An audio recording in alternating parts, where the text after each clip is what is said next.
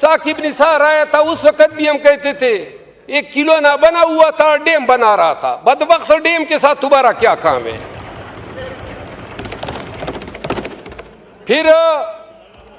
फिर आप ये देखें, फाइज ईसा के बंदियाल आया 12 बजे, उसने अदालत भी खोली और फिर वही बंदियाल साहब थे। सुप्रीम कोर्ट ने तारीख में पहली दफा फैसला दिया और जब हुकूमत ने आंखी दिखाई तो उस फैसले पे कोई अमल दरामद नहीं हुआ। इससे पाकिस्तान में कानून की हुक्मरानी की बेखनी हुई। कोई आपका, कोई हमारा, कोई हम पे मेहरबान, कोई आप पे मेहरबान।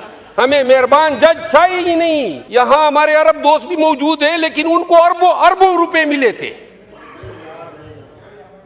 नहीं यार, यानी कि पीर मियां नवाज शरीफ की शक्ल उनको पसंद थी। हाँ? अच्छा, यानी बड़े ही बेजोक लोग थे। अच्छा, ये आप मुझे उस पे ला रहे हैं ना, मुझे तकरीर करने दे। जनाब अली, 2 गुजारिशात हैं।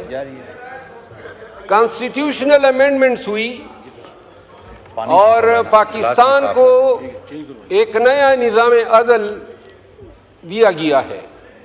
इस निज़ाम अदल के नतीजे में अब जो 3 सीनियर मोस्ट जज होंगे, सीनियर प्यूनी जज और 2 नेक्स्ट सीनियर जजेस, उन तीनों की ये तवक्कुआत होगी कि हुकूमत या वज़ीर आज़म इनमें से किसी एक को भी चीफ जस्टिस बना सकता है और यूं इन तीनों में से कोई भी हुकूमत वक्त को नाराज करने की कोशिश नहीं करेगा।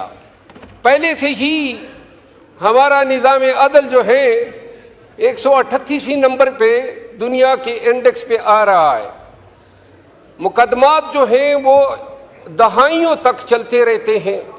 अब ये जो अमेंडमेंट हुई है, हो सकता है मौजूदा तौर पे तो हुकूमत मुस्तफीद हो, शायद जज साहिबान कोशिश करे कि ताबेदार रहे हैं, लेकिन जब ये हुकूमत नहीं होगी, किसी और पार्टी की हुकूमत होगी, तो क्या ये जो निज़ाम दिया है, क्योंकि तीनों जज साहिबान जो है वो हुकूमत वक्त को नाराज नहीं करेंगे।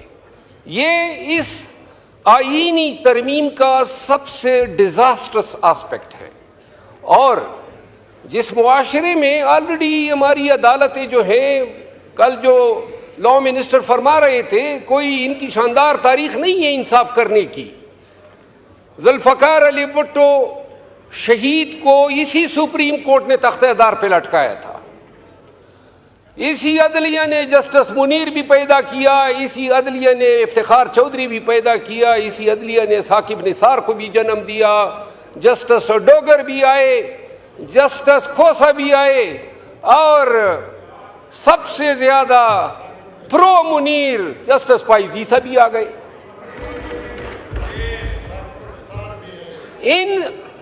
इस निज़ाम अदल की होती हुई जो पहले से था, कोई मायनाज नहीं था। मैं 32 साल मेरे हो गए इस पेशे से वाबस्ता। इस पे खुश होते हैं जज साहिबान के हमें अदालतों में माई लॉर्ड पुकारा करो। अंग्रेजों के दौर में लॉर्ड्स हुआ करते थे और वो जज हुआ करते थे, तो उनको हम माई लॉर्ड्स कहते थे कि खानदानी शजरे उनके लॉर्ड से मिलते थे। यहाँ पे तो अब जिस तरीके से इफ्तिखार चौधरी ने भर्तियों का सिलसिला शुरू किया और जो जज साहिबान एलिवेट हो गए, और अब जो सुपीरियर जुडिशरी पे जो अदलिया बैठी हुई है, वो उस समेत बंदियाल भी समेत, वो भी कोई इतना मायनाज जज नहीं था, उसने भी दड़न तख्ता किया था। ये देखिए, कोई आपका, कोई हमारा, कोई हम पे मेहरबान, कोई आप पे मेहरबान। हमें मेहरबान जज चाहिए ही नहीं, आजाद जज, बल्कि आजाद से भी ज्यादा जिम्मेदार जज चाहिए जो इंसाफ कर सके। साकिब निसार आया था, उस वक्त भी हम कहते थे एक किलो ना बना हुआ था, डैम बना रहा था। बदबख्त डैम के साथ तुम्हारा क्या काम है? फिर आप ये देखें, फाइज ईसा के बंदियाल आया 12 बजे, उसने अदालत भी खोली और फिर वही बंदियाल साहब थे। सुप्रीम कोर्ट ने तारीख में पहली दफा फैसला दिया और जब हुकूमत ने आंखी दिखाई तो उस फैसले पे कोई अमल दरामद नहीं हुआ। इससे पाकिस्तान में कानून की हुक्मरानी की बेखनी हुई। जनाब अली, गुजारिश ये है कि ये जो बिलावल भुट्टो जरदारी साहब काजी फैज़ ईसा को जो खराज तहसीन पेश कर रहे थे, जो डोंगरे बरसा रहे थे, ये वही काजी फैज़ ईसा हैं जिसने पाकिस्तान की सबसे बड़ी पार्टी को बेनिशान किया।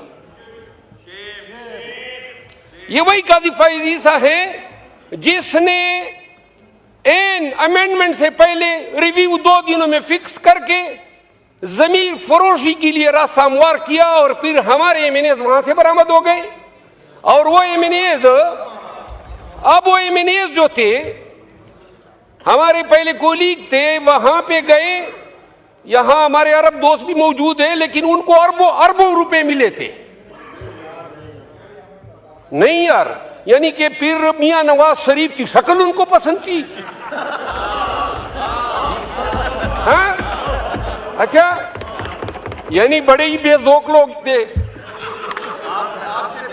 अच्छा, ये अब आप मुझे उस पे ला रहे हैं ना, मुझे तकरीर करने दे।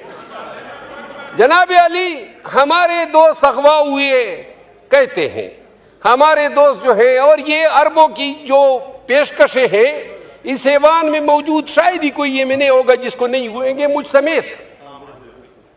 हमें पेशकशें हुई, आए जमीर बेचें, और वो अमेंडमेंट होती है कि अगर वो 5 लोग जमीर न बेचते तो शायद ये अमेंडमेंट न होती। हमारे एमएनएज आपको वोट दे रहे हैं, फी सबीलिल्लाह दे रहे हैं, और बात हो रही थी कानून की हुक्मरानी की, जमहूरियत की बालादस्ती की, अदालतों की आजादी की। क्या ड्रामा है, यानी जमीर के मुताबिक। आप किसने कहा? माशाल्लाह। जनाब अली, पीर मियां नवाज शरीफ साहब ने मौके के हिसाब से अदलिया पे अपनी बड़ास भी निकाल दी, और वो तारीख साज शेर कह दिया कि उन्होंने जो शेर कहा, जवाबी शेर तो मुझे आता है, लेकिन मेरे नून के दोस्तों की हया रखने की वजह से नहीं बोलता हूं। नहीं नहीं नहीं, आखिरी बात यह है, यह वक्त गुजर जाएगा। हम मंसूर अली शाह साहब को ला रहे हैं, या अफरीदी साहब को ला रहे हैं, या कॉन्स्टिट्यूशनल बेंच के सरबराह के तौर पे अमीनुद्दीन खान को ला रहे हैं। कोशिश यही है कि आइंदा के 3-4 सालों के लिए निज़ाम को इसी तरह रखा जाए ताकि ये असम्बली अपनी मियाद पूरी कर सके। ये वक्त गुजर जाएगा, लेकिन मुल्क को हमने एक ऐसे रास्ते पे गामजन कर दिया। मेरी दिली ख्वाहिश थी, एक दफ़ा जनाब के स्पीकर साहब को मैंने कहा भी था, मैंने कहा बेहतर होगा आप कोई खाना रखें और तमाम अपोजिशन और इन सब को बुलाएं। यहाँ पे खुदा की कसम इनके साथ हाथ मिलाते हुए डरते हैं, आप सबके साथ हाथ मिलाते हुए डरते हैं। मैं नहीं, सब डरते हैं। यानी जो निज़ाम चल गया है, न सलाम कर सकते हैं, न कलाम कर सकते हैं। वो ख्वाजा आसिफ साहब से एक दिन क्या सरेराम मुलाकात हो गई, मेरा दड़न तख्ता हो गया पार्टी से।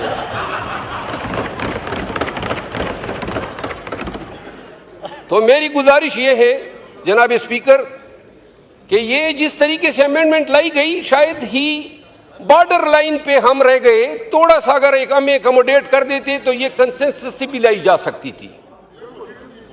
हाँ जी सर, मुझे तवज्जो आप सारी अपनी तरफ खींच रहे हैं। जनाब डिप्टी स्पीकर साहब, आखिरी बात यह है कि लकी सीमेंट एक इदारा है जो लकी मरवत में कायम है, एशिया का सबसे बड़ा सीमेंट प्लांट है।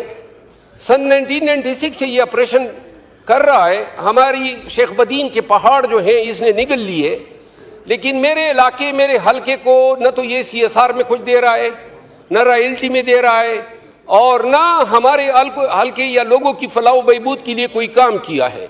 मेरी इस्तदा ये है, जो मिनिस्टर है इंडस्ट्रीज के, उनसे इस्तदा है कि ज़रा ये मुलाहिदा कर ले। वाहिद ये शेल है, पेट्रोलियम इंडस्ट्रीज हैं, जितने एक्सकेवेशन होते हैं वो अपना किरदार अदा करते हैं। तो लकी मरवत के लिए जो लकी सीमेंट जो हमारे हकूक़ पे बैठी है, इस हवाले से अगर वो कोई आप मुलाकात का उनको कह दे, मैं अपने इलाके की डेलीगेशन ले जाके उनके सामने रख दूंगा। इन तमाम गुजारिशात के साथ आपका मशकूर हूँ कि आपने मेहरबानी की।